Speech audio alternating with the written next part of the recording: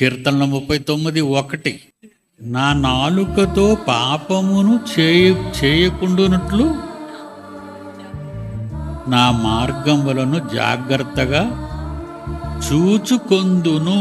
అంటే నాలుక నీ మార్గాలను ఏం చేస్తుందట?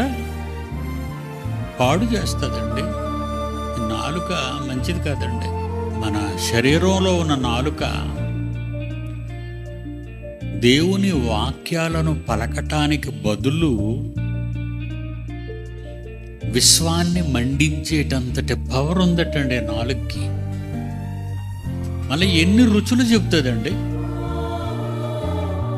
స్పర్శ జ్ఞానం ఇచ్చాడు కదండి దేవుడు దానికి.